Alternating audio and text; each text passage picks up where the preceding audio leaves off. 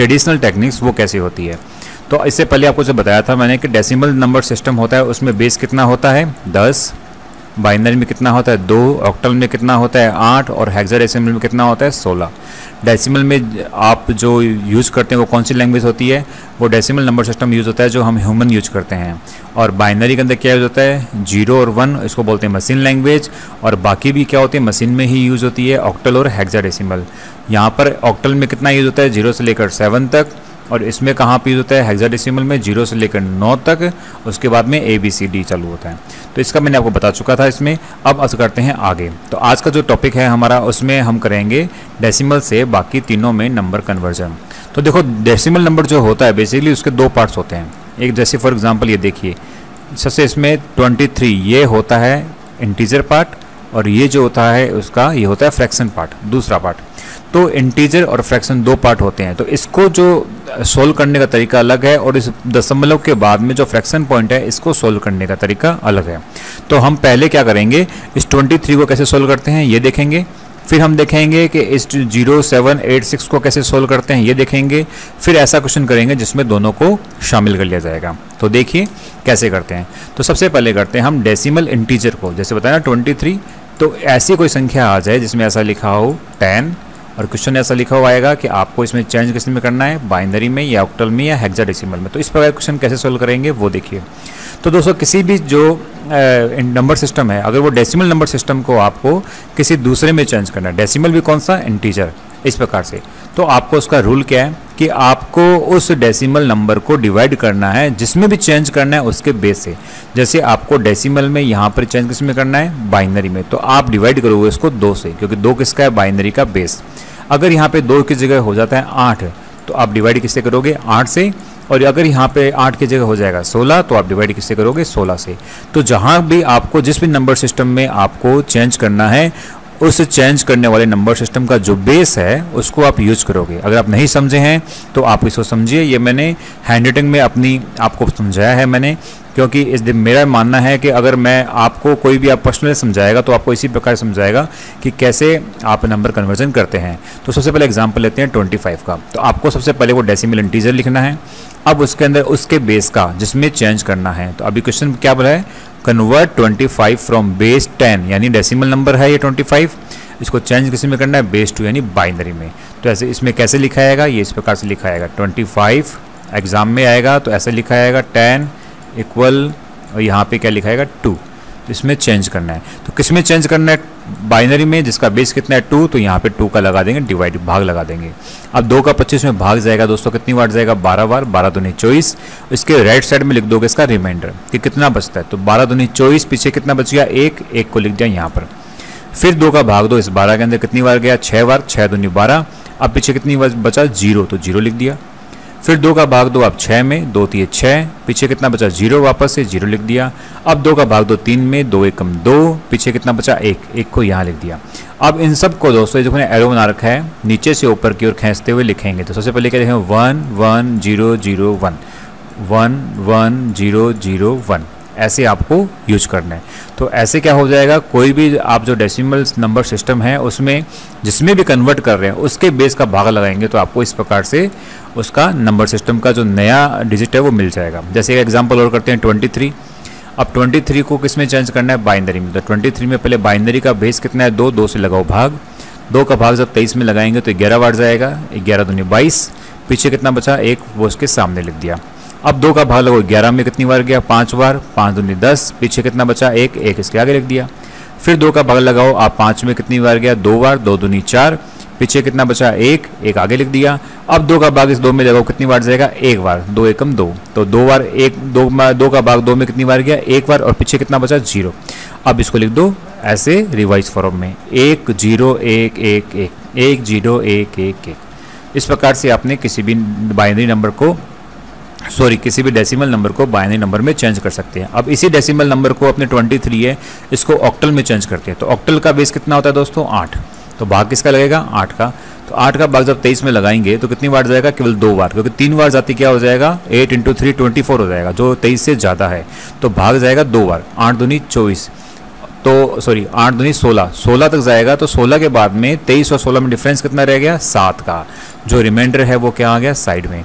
अब 8 का भाग 2 में नहीं दे सकते हैं तो भाग यहीं पे खत्म हो जाएगा, डिवाइडेशन यहीं खत्म हो जाएगी, तो आपका जो पीछे आंसर है वो रह जाएगा।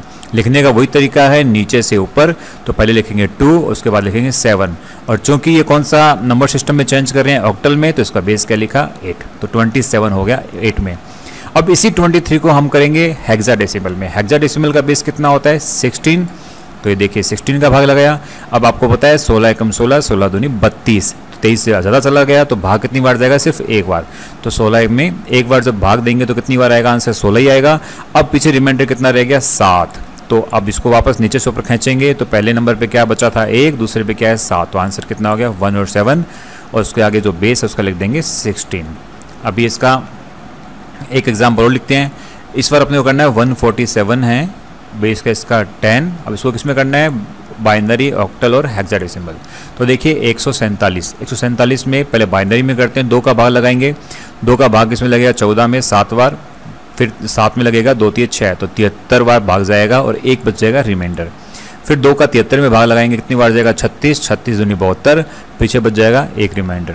फिर जाएगा 2 का भाग 36 में 18 बार, पीछे बच जाएगा 0 क्योंकि 18 दूनी 36। फिर 2 का भाग 18 में 9 बार जाएगा, पीछे बचा 0, 2 का भाग 9 में डालेंगे तो 2 चौके 8, पीछे बचा 1, 2 का भाग 4 में देंगे 2 दूनी 4, पीछे बचा 0, 2 का भाग 2 में देंगे 2 एकम 2, पीछे बचा 0, खत्म हो गया। अब इसको रिवर्स में लिख दो, तो 1 0 0 1 0 0 1 1, ये सारा यहाँ पे लिखकर आपका आंसर आ गया। ऐसे ही अब इसको ऑक्टल में करेंगे तो 8 से भाग लगा देंगे, ऐसे ही हेक्साडेसिमल में करेंगे तो हेक्साडेसिमल के लिए 16 का भाग लगा देंगे। 16 का आप भाग लगा के देख लीजिए, 9 बार भाग जाएगा, उसके बाद में 3 बच जाएगा रिमाइंडर, क्योंकि 16 नहीं में 144 144, पीछे 3 बच जाएगा, 3 हमने रिमाइंडर लिख दिया। तो इसे रिवर्स लिखेंगे तो कैसे लिखेंगे 9 और 3, 9 और 3, आंसर क्या आ गया 16। तो किसी को भी आप डेसिमल इंटीजर उसको चेंज करना है तो क्या करोगे, जिस भी नंबर सिस्टम में आपको चेंज करना है उस नंबर सिस्टम के बेस का उस डेसिमल नंबर में भाग लगाओ, और जो भी रिमाइंडर बचते हैं उनको डाउनवर्ड से लेकर अपवर्ड यानी नीचे से लेकर ऊपर आप उसको लिख दो। इसके बाद में दोस्तों अब बात करते हैं हम फ्रैक्शन की। फ्रैक्शन जिसको बोलते हैं फ्लोट, जैसे फॉर एग्जांपल ये होता है 0 1 2, ये तो दशमलव के बाद की जो संख्याएं होती हैं इनको बोलते हैं फ्लोट। तो ऐसी कोई फ्लोट होती है और वो डेसिमल में लिखी हुई है, उसको अगर बाइनरी, ऑक्टल और हेक्साडेसिमल में चेंज करना है तो आपको क्या करना पड़ेगा। तो बेसिकली इसके लिए जैसे हमने यूज किया था उसके अंदर डिवाइडेशन यूज किया था इससे पहले, अब हम इसमें करेंगे मल्टीप्लिकेशन। आपको जो भी फ्रैक्शन है उसको उसके बेस से ही क्या करना है मल्टीप्लाइड करना है। इसका एक स्टेप बाय स्टेप है, मैं बता देता हूँ आपको। इसके स्टेप्स को मैंने लिखा हुआ है, स्टेप जो लिखे हुए हैं इसको आप बाद में पढ़ लेना, पहले मैं इसका जो प्रैक्टिकल है वो बता देता हूँ आपको। फॉर एग्जाम्पल क्वेश्चन बनता है कि कन्वर्ट 0.2345 इसको किस में कन्वर्ट करना है 2 में, यानी बाइनरी के अंदर, और ये है कौन सा बेस अभी डेसिमल। कैसे पता लगा, फ्रॉम बेस 10 का मतलब डेसिमल है। अब बाइनरी में इसको चेंज करना है तो बेस कौन सा है 2। अब आप क्या करोगे, दशमलव के बाद की जितनी भी संख्याएं हैं उसको आप क्या करोगे 2 से मल्टीप्लाई करोगे। देखो 2 × 5 करोगे कितना होगा 5 दूनी 10, 0 ऊपर आ गया 1, 4 दूनी 8 और 1 9, 3 दूनी 6 और 2 दूनी 4, बस।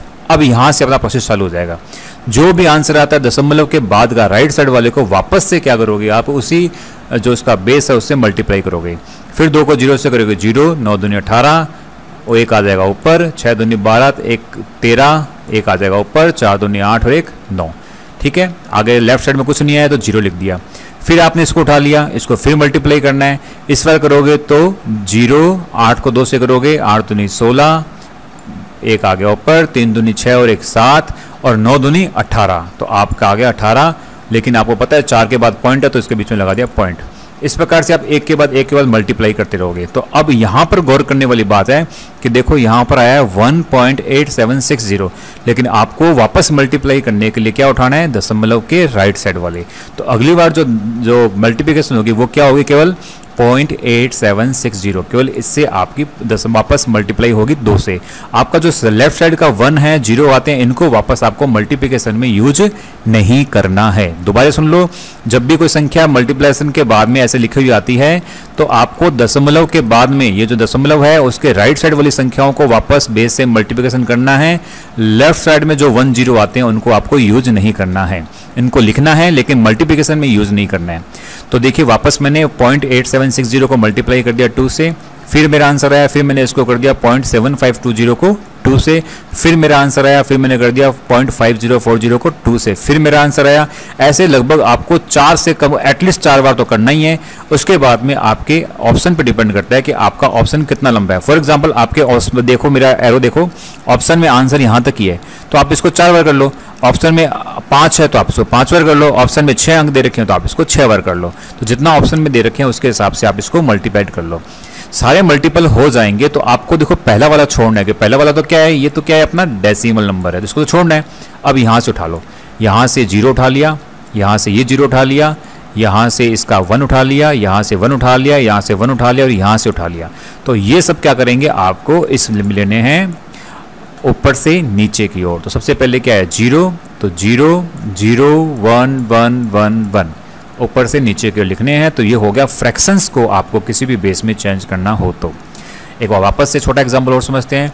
0.865 को आपको चेंज करना है 2 में, 8 में, 16 में, यानी बाइनरी, ऑक्टल और हेक्साडेसिमल में। तो वापस वही 0.8652 को पहले आप मल्टीप्लाई करो 2 से, जो भी आंसर आया, इसका आंसर आया 1.730, तो अपने को 1 यूज़ नहीं करना है, अपने को क्या यूज़ करना है 0.730। इसको आप मल्टीप्लाई करो वापस 2 से, इसका जो भी आंसर आएगा उसमें से वापस उठाओ किसको 0.460 को उठाओ, मल्टीप्लाई से करते रहो, ऐसे करते रहो आप बार बार। आपको कितनी बार किया देखो आपने 1 2 3 4 5 6 बार यूज किया। अब इसके पहला जो है वो कौन सा है हमारा डेसिमल, तो उसको तो अपने को यूज़ नहीं करना है। जो पीछे जो नीचे बचते हैं उनके आंसर उठाने, तो टिक लगा रखे मैंने 110111, ये हो गया इसका आंसर 110111, ये हो गया इसका आंसर। सेम ऐसा कैसा, अगर आपको ऑक्टल में चेंज करना है तो आपको मल्टीप्लाई किससे करना है 8 से, और अगर आपको हेक्साडेसिमल में करना है तो मल्टीप्लाई करना है 16 से।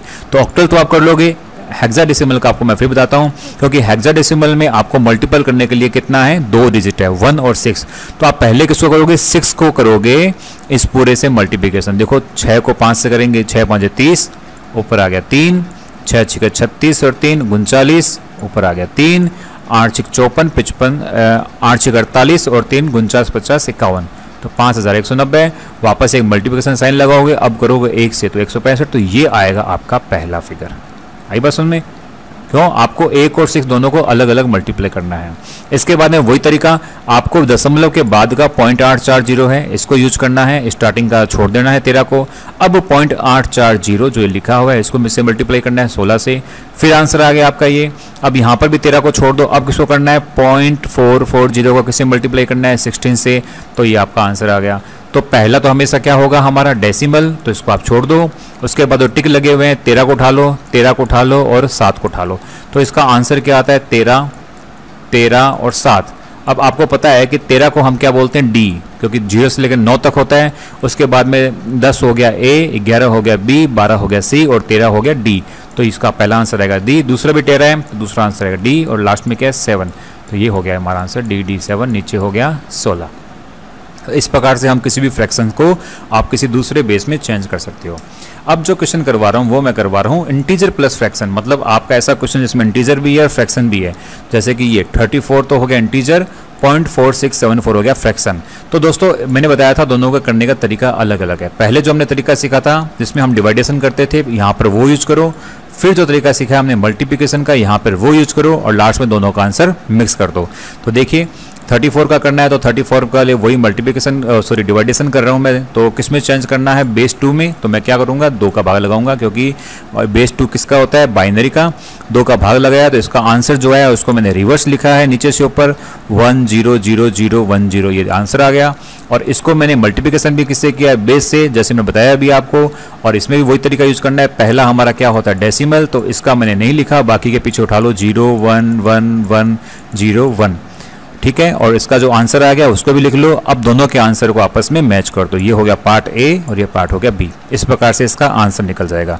दोस्तों ध्यान रखना, आप डिवाइडेशन तो इजीली कर लोगे, मल्टीप्लिकेशन करते समय बार बार कह रहा हूं कि जब आपको मल्टीप्लाइड करना है तो दशमलव के बाद की जो चीजें होती है उन्हीं को आपको बार बार मल्टीप्लिकेशन करना है। दशमलव से लेफ्ट साइड में जो लिखे होते हैं उनको मल्टीपल में यूज नहीं करना है। देखिए फॉर एग्जांपल यहाँ पर देखिए ये है, तो मैंने यहाँ पर मल्टीप्लिकेशन किसको किया है 2 को 2 से, 2 को 9 से, 2 को 3 से, 2 को 7 से, बस यहाँ तक ही मैंने इसको मल्टीप्लिकेशन किया है। तो दशमलव के बाद का आपको यूज करना है। तो दोस्तों ये थी बेसिक टेक्निक